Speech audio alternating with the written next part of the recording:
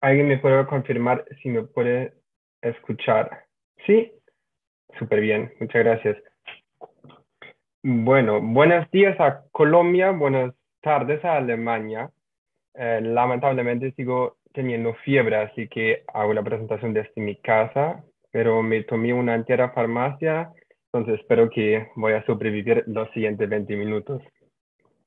Hoy voy a analizar el tema de la responsabilidad por culpa en contrajeno en el derecho civil alemán de dos casos paradigmáticos. Empezamos con el caso de los rollos de linoleum, pero yo prefiero decir caso de la alfombra y después con el caso de la hoja de lechuga. Seguimos con el fundamento jurídico, la historia, los grupos de casos pertinentes y la consecuencia jurídica. Hoy en día, 162 años después de la publicación del escrito Eurofanierung, la responsabilidad por culpa en contrajeno es una parte importante del derecho alemán de obligaciones, la cual regula la responsabilidad por incumplimiento del deber de contraprestación en la fase precontractual. En el caso de la alfombra, la demandante fue con su hija a la tienda de linoleum de los grandes almacenes del demando para comprar una alfombra. La demandante explicó sus deseos respecto a la alfombra a un empleado y seleccionó un rollo de alfombra entre las muestras presentadas. Cuando el empleado intentó sacar el rollo seleccionado, movió accidentalmente otros dos rollos que se cayeron y golpearon a la demandante y su hija. La demandante cayó al suelo y estaba tan disgustada que no pudo llevar a cabo la compra de la alfombra. Por lo tanto, no se celebró ningún contrato de compraventa entre las dos partes. En el segundo caso, en el caso de la hoja de lechuga, una niña de 14 años fue a una tienda con su madre en el año 1963. Después de que la madre hubiera seleccionado los artículos y estuviera esperando en la caja, la demandante se dirigió al otro extremo de la caja para ayudar a su madre a empacar ahí la mercancía. Allí, la hija resbaló con una hoja de lechuga que estaba tirada en el suelo. Como consecuencia, la hija se lesionó la rodilla derecha de tal manera que estuvo en el hospital durante mucho tiempo y tuvo que ser operada. Ahora, la hija ha demandado al comerciante para que le eh, indemnice por los daños perjuicios sufridos. Seguimos con el fundamento jurídico. La responsabilidad por incumplimiento precontractual de obligaciones está codificado en el derecho alemán. Las normas pertinentes se encuentran en el Código Civil alemán. Ahí se regula en qué condición surge una obligación precontractual y qué obligaciones se derivan de eso. Bueno, porque no tengo tanto tiempo, voy a hacer este parte un poco cortito. Primero tenemos la responsabilidad por daños perniciosos en el parágrafo 823. Después, el parágrafo 280, que regula la indemnización por daños perniciosos debido al incumplimiento de una obligación. Seguimos con el parágrafo 241, la obligación derivada de la obligación contractual. Y así tenemos el parágrafo 311, obligaciones civiles y los cuasi contratos. Según el artículo 311, una obligación nace no solo a través de de negociaciones contractuales penurias, sino también cuando un contrato está a punto de celebrarse y una parte expone sus derechos, bienes jurídicos o intereses frente a la actuación de la otra parte. Un ejemplo ilustrativo de la posibilidad de ejercer dicha influencia es la situación en la que una persona entra a un supermercado. Al entrar en la tienda, arriesga su salud y bien jurídico por la acción del operador del supermercado. Al igual que en el famoso caso de la hoja de lechuga, podría resbalar con una hoja de lechuga o resultar herida por una cara de una estantiera. No obstante, la persona que entra al supermercado debe haberlo hecho con respecto a un posible negocio jurídico. No tiene que haber una intención firme de comprarlo, digamos así. Pero la obligación civil no existiría si la persona solo entra en la tienda para protegerse de la lluvia o para robar bienes allá. Seguimos con la historia. Los orígenes de la culpa en contrajendo se remontan al artículo de Rudolf von Jhering de 1861, culpa en contrajendo o daños y perjuicio por contratos nulos o no perfeccionados. La responsabilidad actual por obligaciones precontractuales está ampliamente reconocida, pero tiene poco en común con la doctrina desarrollada por Jhering, por lo que este no puede considerarse el único creador de la culpa en contrajendo.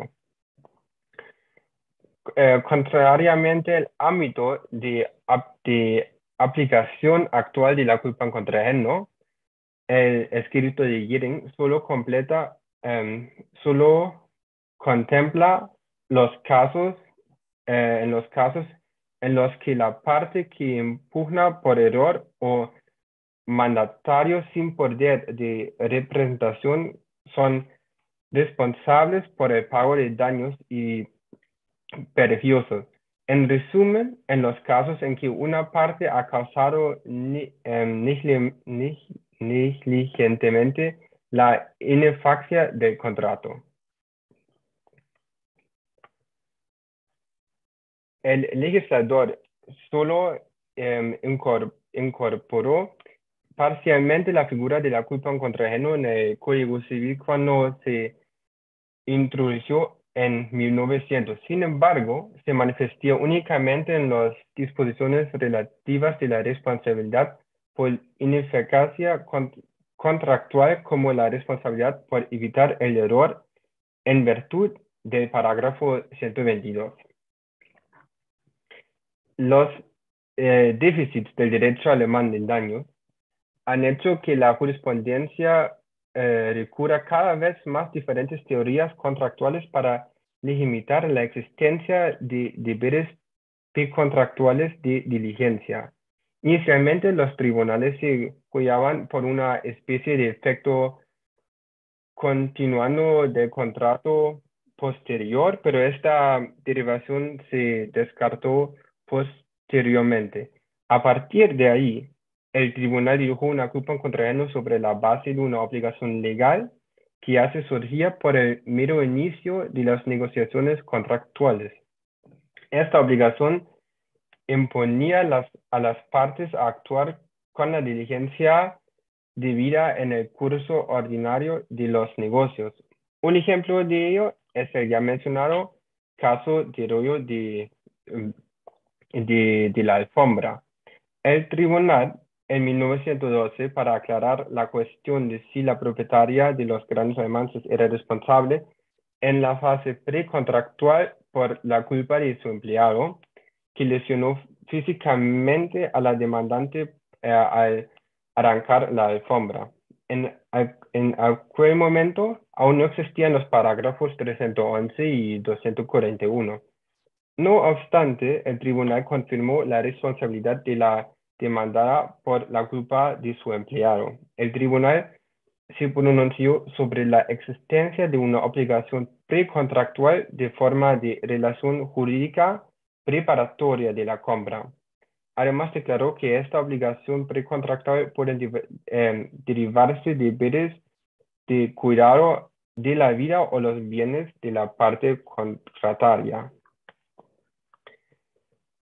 En el año 2002 entró en vigor la Ley de Modernización de la Ley de Obligaciones que reguló por primera vez la culpa en contrajeno en el parágrafo 311, como ya hemos visto antes. Ahora vamos a ver los grupos de casos pertinentes. La jurisprudencia alemana, en la jurisprudencia alemana existe un amplio acuerdo en que se forma una obligación precontractual entre las partes al iniciar contactos comerciales o participar en negocios jurídicos. Empezamos con el incumplimiento de los deberes de protección. Esta sección aborda la cuestión del incumplimiento de los deberes de protección en sentido estricto en el contexto de una interacción comercial en la fase precontractual.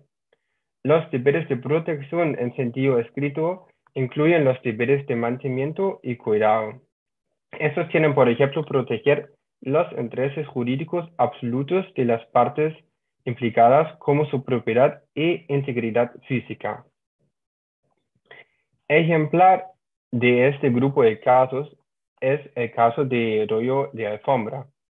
Ahí el tribunal había concedido a la demandante una demanda basada en culpa en contra ajeno después de que la caída de la alfombra en la tienda del demandado lesionó su bien jurídico absoluto, su integridad física. El demandado había incumplido el deber de diligencia que está anclado en los deberes de protección en sentido escrito. También hay efectos terceros. La protección de los deberes precontractuales de protección en sentido escrito beneficia así no solo a la parte contratante potencial, sino también a cualquier acompañante. Ejemplar para esta desvinculación de terceros del efecto protector de la culpa en contra ajeno es también el caso de la hoja de lechuga. El demandante tiene la ventaja que en el caso de la hoja de lechuga, de que pueda hacer valer por sí mismo una reclamación por culpa en contra ajeno. Es indiscutible que no se compró la mercancía y por lo tanto no se celebró ningún contrato. En consecuencia, solo se cuestionaría la responsabilidad por culpa en contra ajeno. Sin embargo, es problemático que él no tuviera intención de comprar y por lo tanto, en principio no tiene derecho a una reclamación por culpa en contra ajeno. A pesar de esto, la jurisprudencia incluye correctamente a la hija en la obligación precontractual entre su madre y el propietario de la tienda en las condiciones de un contrato con efectos protectores a favor de terceros. El segundo grupo es el incumplimiento del deber de informar. La categoría más importante de la culpa en contra ajeno es el incumplimiento del deber de informar. Es aconsejable que determinar en primer lugar que supuestos no entran dentro de la responsabilidad por culpa en contra ajeno. Tal situación se produce en particular si ya puede suponerse implícitamente la existencia de un contrato de asesoramiento o de información entre las partes. Una parte que, digamos así, proporciona información a otra parte en el curso de sus negocios debe ser especialmente cuidadosa. Si esta información resulta incorrecta, la parte en cuestión está obligada a pagar daños y perjuicios de acuerdo con los parágrafos 311, 241 y 280. Si se pide información a una parte, es su responsabilidad proporcionar información veraz o echar la petición. No hay derecho a mentir al respecto. Conviene darse cuenta una vez más que la violación de los deberes de aclaración o información siempre adopta de la forma de una omisión. Por lo tanto, la desinformación transmitida mediante una acción activa no entra en la mencionada categoría de culpa en contra ajeno. Es aconsejable formular siempre la pregunta inicial de la siguiente forma. ¿Fue la otra parte inducida a error por engaño activo o por omisión de una información realmente necesaria. Em, el tercer, permiso. El tercer grupo es la terminación de las negociaciones contractuales, que se plantean en relación con la responsabilidad por culpa en contra ajeno, como ya mencioné, es la terminación repentina y infundida de las negociaciones contractuales. En general, es importante señalar que cada parte negociadora tiene plena libertad para decidir si celebra o no el contrato. Incluso el hecho que no motivar una negativa no suele ser obligatorio, ya que no existe obligación de contratar. Este hecho se deriva del importante principio de la autonomía privada. No obstante, puede existir una responsabilidad precontractual por daños y perjuicios de las negociaciones contractuales si una parte negociadora ha provocado o reforzado con su conducta la confianza en la celebración del contrato y luego rompe las negociaciones sin una razón válida.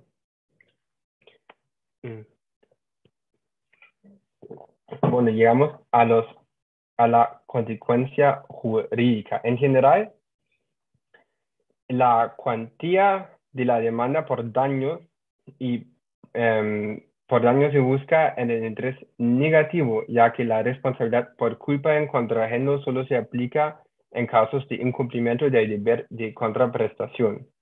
En consecuencia, no existe obligación de cumplir el contrato, por lo que la demanda por indemnización por lucro cesante no está justificada en la mayoría de los casos. Sin embargo, el importante de la indemnización por daños y perjuicios sobre la base del interés negativo no se limita al importe del interés positivo. Em, es claro que el derecho de rescisión en el parágrafo 324 no tiene aplicación si no se ha celebrado ningún contrato. Por regla general, un incumplimiento significativo de la obligación de contraprestación dará lugar en cualquier caso que no se celebre ningún contrato.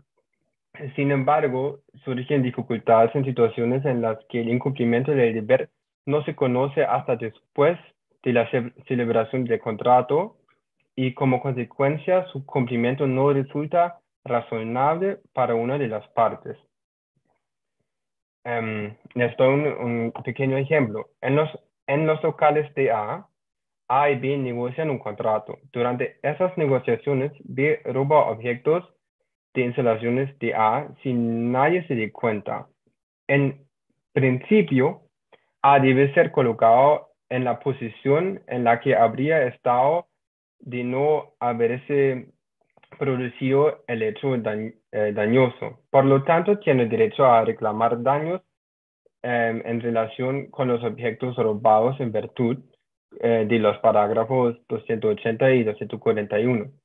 Es indiscutible que si el robo hubiera producido después de la celebración del contrato, A también tendría derecho a rescindir el contrato con arreglo al parágrafo 324, puesto que ya no será la fiabilidad de B y no es razonable que A se adhiera al contrato.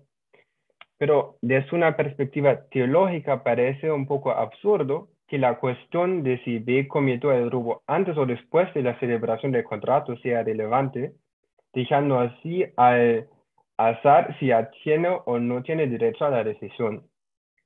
Tanto en el caso de robo antes o después de la celebración del contrato, no sería razonable que A se adquiría el contrato. Así significa que A al fin tiene un derecho de rescisión conforme al parágrafo 324. En segundo lugar, puede existir un derecho a la terminación del contrato. El debate entre partes importantes de la literatura y la jurisprudencia se centra en la cuestión de las consecuencias jurídicas en caso de incumplimiento de los deberes de aclaración e información en la fase precontractual, en particular en casos de información em, negligentemente falsa. Un ejemplo, A compra un coche Renault al vendedor de coches llamado B. El coche es una importación única de Italia. Sin embargo, B no le dice a A que el coche es una importación única de Italia. El derecho de rescisión previsto en el parágrafo 324 del Código Civil no se puede considerarse para esta constelación de casos. El mero incumplimiento eh, negligente del deber de relevación por parte de B no hace irrazonable que A se adhiera al contrato. El incumplimiento del deber de relevación puede dar lugar a un contrato que no satisface a las expectativas de A. Sin embargo, la base de confianza entre A y B no se ve perturbada por el acto, siempre que ya no se ha comido intencionadamente. En el presente caso, el tribunal decidió que A tenía más bien derecho a la terminación del contrato por culpa en contrajendo. Debió al derecho de rescindir el contrato de los parágrafos 280 y 211 en relación con el parágrafo 241. Muchas gracias por su atención.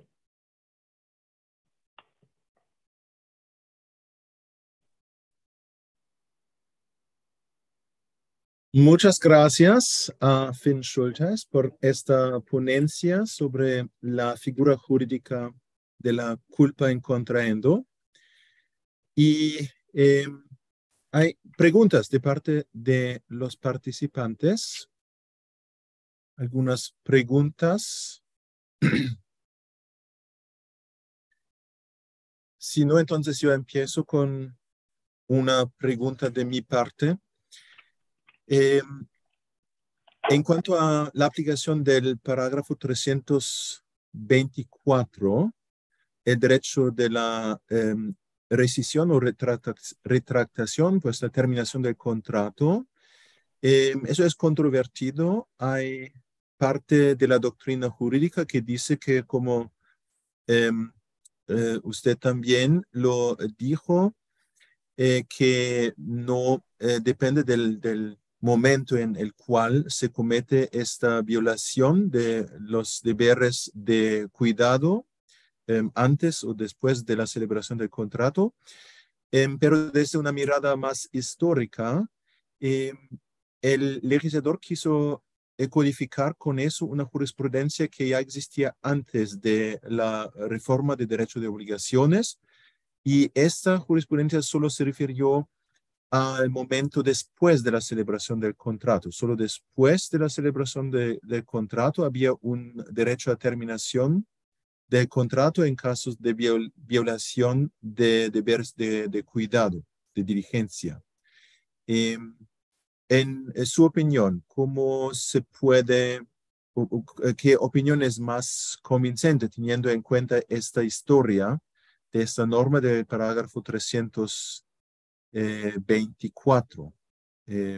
La opinión que usted defendió, que dice que no depende del momento, o la opinión que se refiere más a la historia de esta norma, que dice que pues antes de la codificación, la jurisprudencia solo se refirió a violaciones después de la celebración del contrato, pero pues es verdad que eso no se refleja muy bien en el texto de la norma.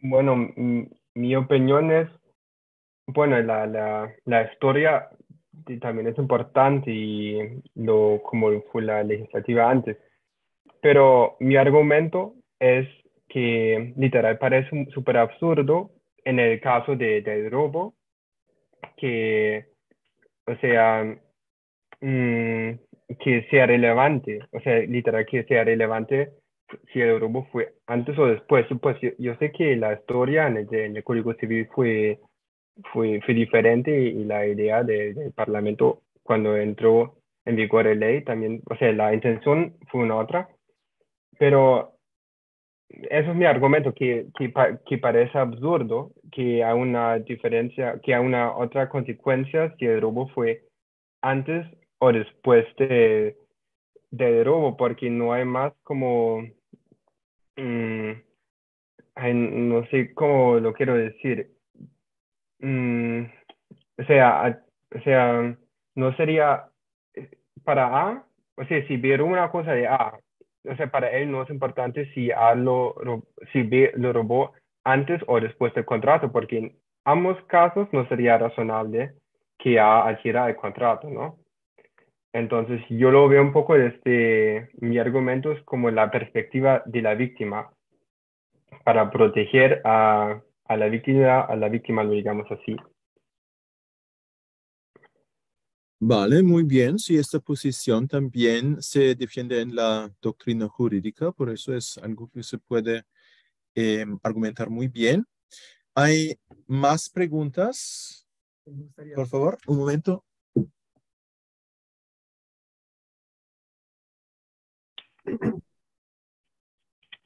Ujú. Mm, ¿Me escuchan? Lamentablemente no, Eh, o sea, o muy mal. Sí, sí. Él está hablando, profe, pero no lo escuchamos. No, no, no, tú puedes hablar. Ahora puedo escuchar, ahora puedo escuchar. No lo escuchamos. ¿Se puede? Antes fue mejor, ahora es un poco mal. ¿Me escuchas? Ahora sí. Ok, listo. Bueno, lo primero, agradecerte por la exposición, interesante, y mi pregunta es la siguiente, va relacionada con el deber de información que referías en la exposición, y es, eh, la parte, una de las partes está obligada a rendir la información real a su contraparte, pero ¿hasta dónde llega la culpa en contraendo respecto a la publicidad? Por ejemplo, a folletos publicitarios. Muchas gracias por la pregunta. Bueno, también hay una culpa en contraejeno por injerencia, lo digamos así. Si una, por ejemplo, si una información contenida en un folleto de inversión resulta ser incorrecta o puede inducir al error al destinador, la parte responsable de contiene, o sea, el dueño del folleto, está obligado en virtud de sus derechos inherentes a corregir esa información. Hemos visto eso muchos en folletos de bancos, por ejemplo, que tuvieron informaciones falsas, entonces por injerencia tuvieron que corregir esas informaciones.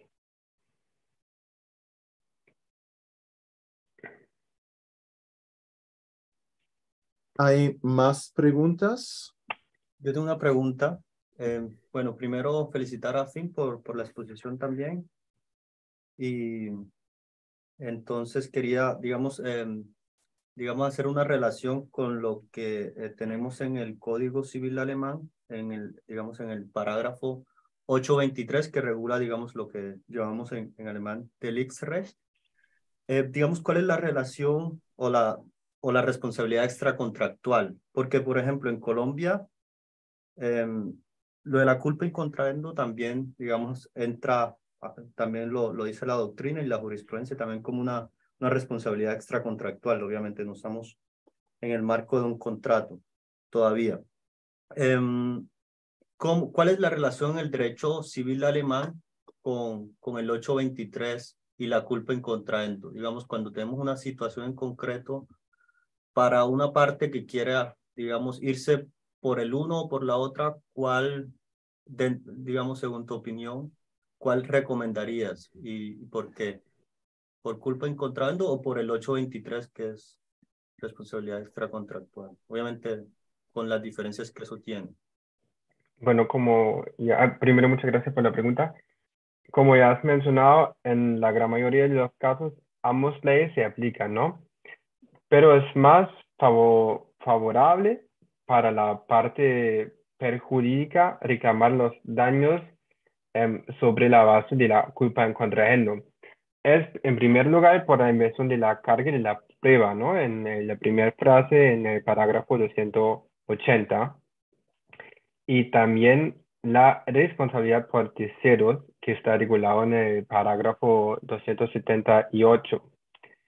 En tercer lugar, ya como hemos visto en el caso de la hoja de lechuga, la protección de acompañantes. Eso es también un favor de la culpa en contrajeno.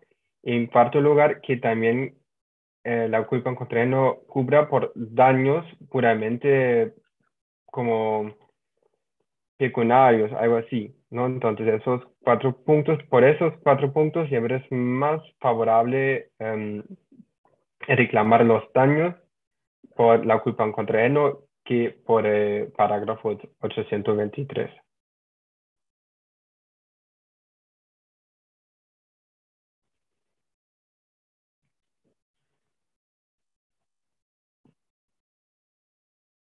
Ok. Gracias, Fin, también por la presentación.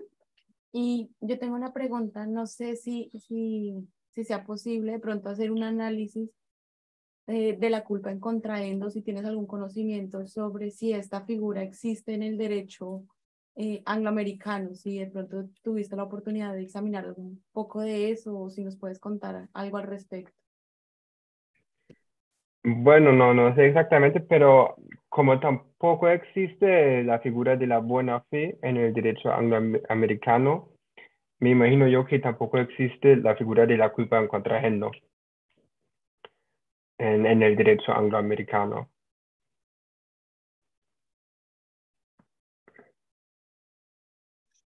Quizás yo puedo contestar esta pregunta porque yo trabajé hace algunos años sobre esta temática en el derecho inglés. Y en el derecho inglés existe una figura jurídica que se llama misrepresentation, y eso también es dar informaciones falsas en la etapa antes de la celebración del contrato. Pues existe algo parecido también con una pretensión a daños y perjuicios, y eso es algo que se considera más como la responsabilidad extracontractual. En el derecho anglosajón, pues no tienen este concepto tan elaborado, digamos, que hay en el derecho de Europa continental con esta obligación precontractual. Eso no existe tampoco, pero solucionan muchos problemas mediante torts, es decir, la responsabilidad extracontractual. Y esta misrepresentation es más bien una forma de responsabilidad extracontractual según este concepto, aunque parece que no hacen tantas reflexiones sobre este tema, solo aplican estas normas, pero eso es algo que ocurre muchísimo en el derecho anglosajón, que se aplica algo que ya aplicaron hace 1000 años, cuando estuvieron alrededor del fuego y hablaron sobre casos jurídicos de esta época, y eso se conserva hasta hoy en día, más o menos. Y un poco parecido con, en general, esta figura de torts, la responsabilidad extracontractual y la llamada misrepresentation. Pero hay algo importante en cuanto a contratos de compra-venta. En el derecho de, al menos de Inglaterra, en el derecho inglés, se considera que no hay una obligación de dar informaciones en la fase precontractual en un contrato de compra-venta. Vale el principio caveat emptor, es decir, el peligro, el riesgo es de parte del comprador. Y solo cuando el comprador pregunta explícitamente, entonces el vendedor tiene que dar informaciones, pero no sin ninguna pregunta de parte del comprador. Es decir, la situación jurídica en Inglaterra, en el derecho anglosajón es más cómodo para el vendedor porque hay este principio bastante estricto, caveat emptor, y esta figura misrepresentation es más o menos una excepción de este principio caveat emptor. Muchas gracias. Bueno, ¿hay más preguntas? Sí, por favor. Un momento. Tengo que... Sí, es que eso da, digamos, ahorita pues, surgió la idea, da para situaciones de abuso porque, digamos, hay veces donde hay asimetrías en cuanto a la información que tienen o que cuentan las partes. Vamos, da para situaciones de abuso si yo tengo una información importante, relevante, para que la otra parte, digamos, pueda, digamos, celebrar el contrato conmigo y yo no la doy porque no estoy obligado. Como dentro del derecho anglosajón inglés da para temas de abuso porque yo no estoy obligado a dar la información. Pues según esta figura otra vez de misrepresentation, y también si hay dolo de parte de la otra parte, entonces yo creo que también en el derecho anglosajón puede haber una responsabilidad, pero eso es mucho menos frecuente que en el derecho alemán o en el derecho continental, donde tenemos estas obligaciones de dar informaciones incluso sin una pregunta de la otra parte, si se trata de cosas que son esenciales para el contrato, para la celebración del contrato. Entonces una persona tiene que dar informaciones incluso sin una pregunta de parte de la otra persona. Y eso es algo que al menos con contratos de compra-venta, no sé cómo es con otros contratos, pero yo hice una investigación sobre contratos de compra-venta y para estos contratos no hay una obligación de dar informaciones sin que haya preguntado la otra parte. Pero obviamente el deber de dar información también no es, digamos, no es absoluto. Como yo no puedo dar información reservada, obviamente, digamos. No, en Alemania se limita a informaciones que son esenciales para el contrato. Y informaciones a las cuales la otra parte no tiene un acceso o no tiene un acceso fácil. Para estas informaciones hay una obligación de darles a la otra parte, pero no hay informaciones que no tienen nada que ver con el contrato, ni hay informaciones que son normalmente conocidas a la otra parte.